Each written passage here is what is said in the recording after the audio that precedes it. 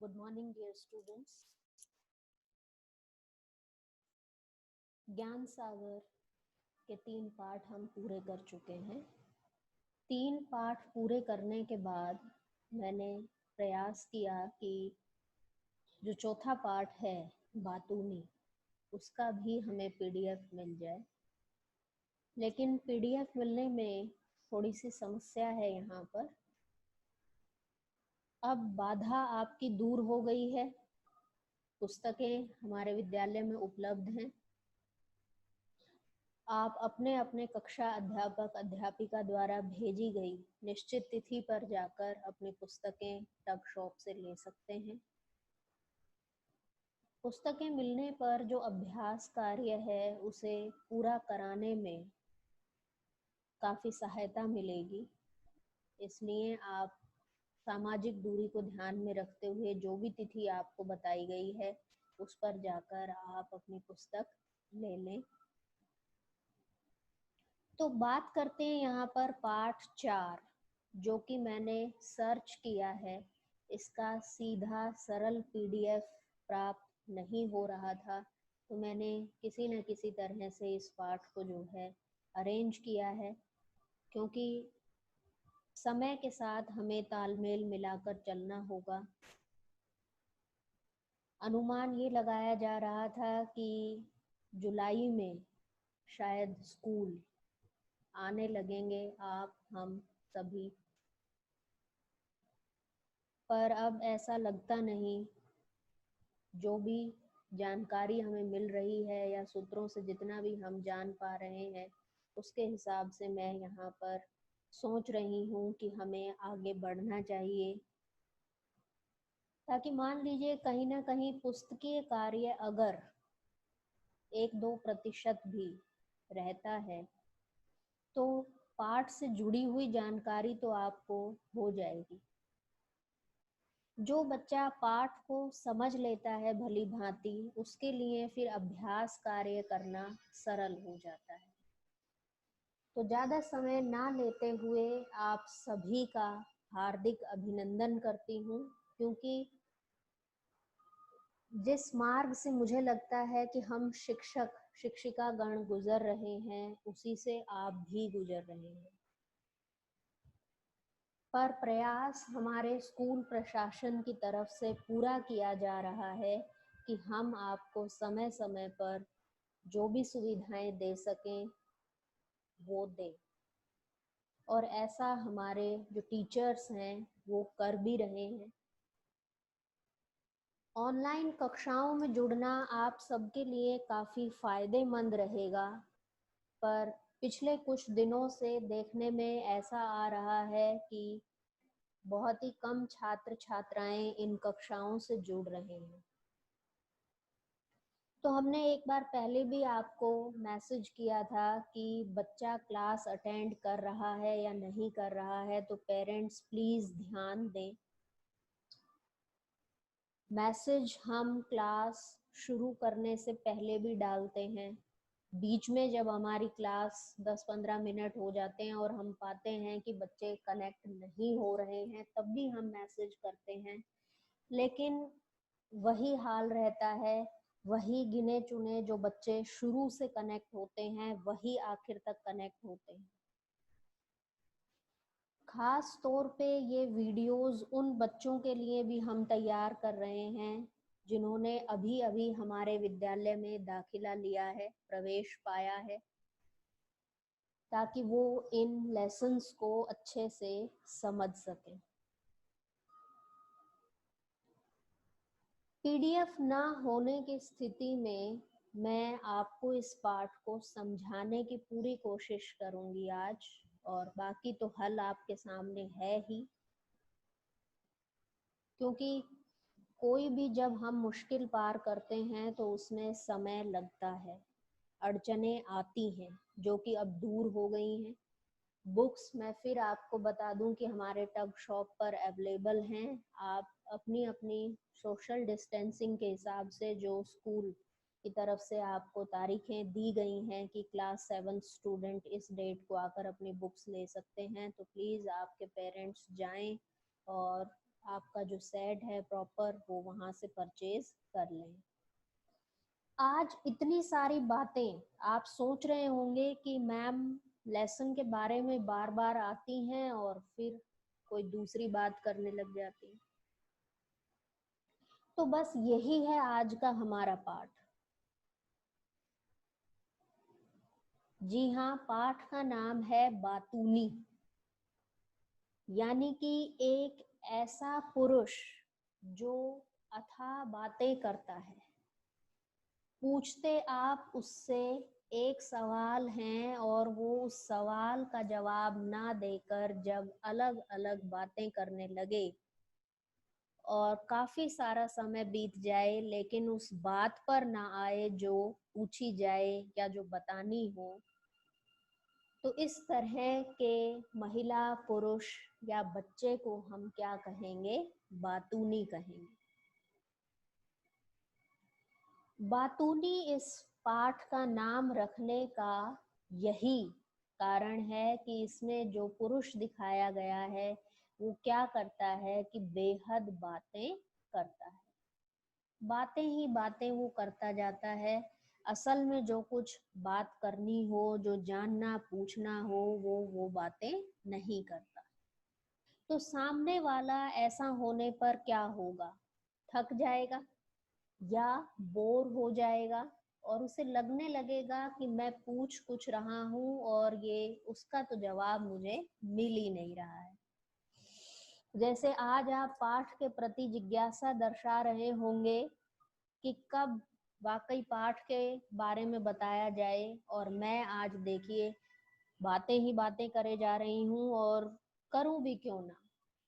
एक विराम के बाद मैं आपसे मिली हूँ। विराम इसलिए ताकि पहले जितने हमारे पास पीडीएफ्स हैं अवेलेबल या जितने हमारे बच्चे कुछ एक दो पीछे रह गए हैं उस हिसाब से सभी बच्चे एक साथ काम नहीं कर पाते, तो इसलिए अब मुझे लगा, महसूस हुआ कि आपने, उम्मीद है कि काम को कर लिया होगा, 3 पाठ तक सब समान चल रहे होंगे। तो आज मैं आपके लिए पाठ 4 यानी कि बातूनी लेकर आई।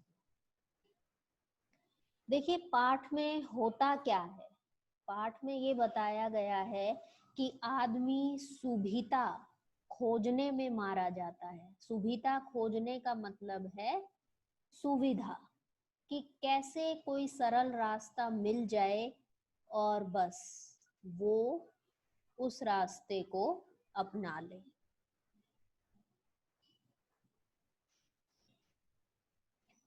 आप भी, मैं भी, हर कोई ये प्रयास करता है क्योंकि मानवीय स्वभाव में ये प्रवृत्ति जुड़ जाती है। तो हर कोई सुविधा खोजने में लगा रहता है। उस शाम अगर मैं खुद जाकर लिफाफा पोस्ट ऑफिस में छोड़ देता तो वह कष्ट न होता जो आज भुगतना पड़ रहा है। उस शाम मुझे एक लिफाफा जरूरी छोड़ना था। मैं बाहर निकला, पोस्ट ऑफिस बंद होने का समय हो रहा था। सामने से एक सज्जन, बाद में इन्हें मैंने कभी सज्जन नहीं कहा, साइकिल पर जाते दिखे। मैंने उन्हें रोककर कहा, जरा एक लिफाफा लेकर इस कागज को उसमें रखकर यह पता लिखकर डाक में छोड़ दीजिए। यानी कि जो लेखक हैं वो श्रीमान हरिशंकर परसाई जी हैं और वो अपने सामने साइकिल पर आने वाले एक व्यक्ति से कहते हैं कि इस लिफाफे को आप डाकघर तक छोड़ देना। होता क्या है कि वो कहते हैं सहर्ष, सहर्ष यानी कि खुशी के साथ, कि ठीक है मैं ऐसा कर दूंगा जैसा आप चाहते हैं। और हुआ उसका विपरीत। सहर्ष ने ऐसा हर्ष छीना कि लौटकर कभी नहीं आया। यानी कि वो सहर्ष शब्द उन्होंने एक ऐसा बोला कि उसके बाद मुझे ऐसा महसूस होने लगा, लेखक कहते हैं कि कभी खुशी का कोई ऐसा मतलब क्षण, ऐसा पल आया ही नहीं। इतनी बेचैनी, इतनी एक तरह से उदासीनता उनके मन में छा गई, वो खुद बताते हैं। उन्होंने कहा सहर्ष, बस उनके सहर्ष ने मेरा हर्ष तभी से जो छीना वो आज तक वापस नहीं आया। ये एक हास्यप्रद पाठ भी है और एक व्यंग्यात्मक पाठ भी है, क्योंकि यहाँ पर लेखक तारीफों के पुलिंदे बांधे जा रहा है, लेकिन असल में वो उस सामने आने वाले पुरुष की निंदा कर रहा है। इस बात का आपको ध्यान रखना है कि जब आपके मुख से शब्द निकले कुछ और, लेकिन उनसे जुड़े हुए भाव कुछ और होते हैं, तो इस तरह के जो पाठ हैं वो व्यंग्यात्मक पाठ कहलाते हैं। तो लेखक कहते हैं कि इसके बाद फिर मैंने कभी उन्हें सज्जन नहीं कहा, और जो उन्होंने मेरा हर्ष उस दिन सहर्ष करके छीना, ऐसा लगा कि वो लौटकर कभी वापस न आया हो। तो खूब बातें हुई उनकी। देखिए बातें क्या क्या हुई। वे 10-15 मिनट तक डॉक्टर गुप्ता से अपने पारिवारिक संबंध बताते। कभी मैं कहता प्रोफेसर तिवारी से मिलने जा रहा हूँ, वे कहते अच्छा अच्छा तिवारी जी से मिलने, हमारे फादर इन लॉ के वे बड़े पुराने दोस्त हैं, दोनों साथ पढ़ते थे, अभी भी वे हमारे प्रति प्रेम भाव रखते हैं। तो कहते कभी घर आओ।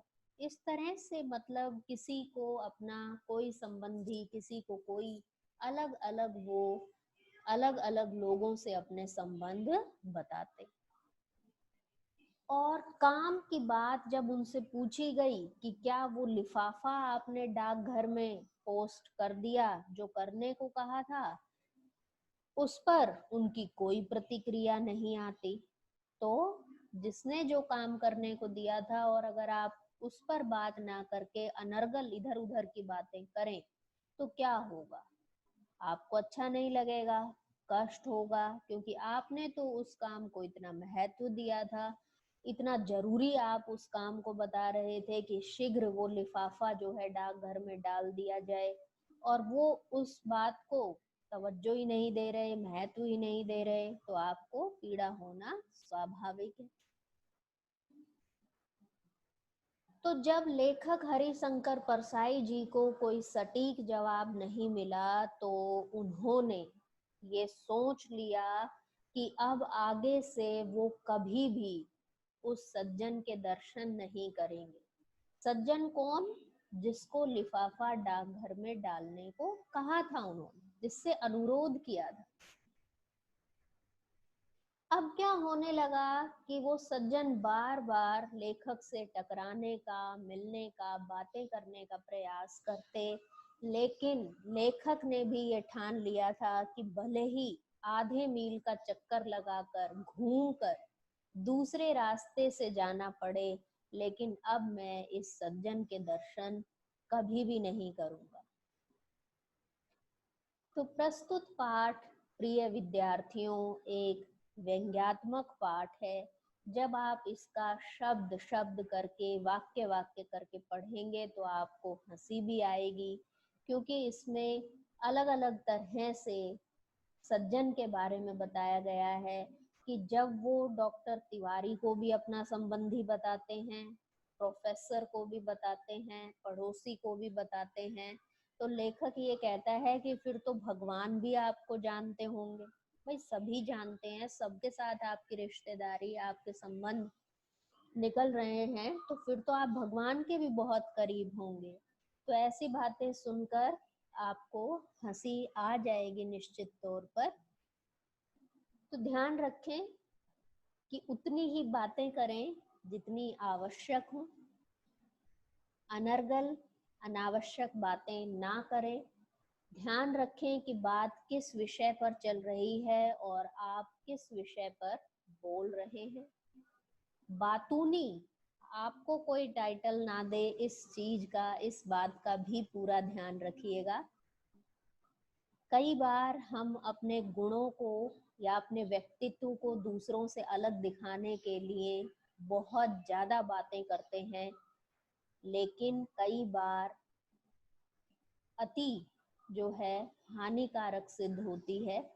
तो ध्यान रखिए कि उतनी ही बातें करें, उतना ही बोलें, उतना ही बताएं जितना आपसे पूछा जाए। और सभी बच्चे यही सोच रहे होंगे कि आज तो मैम ने भी खूब इधर उधर की बातें की और बाद में टॉपिक पर आई, उफ। तो इसी तरह से ठीक हाल लेखक हरिशंकर परसाई जी का हुआ था, जब उस सज्जन ने जो काम करने को कहा वो ना करके इधर उधर की बातों में उन्हें उलझाने का प्रयास किया।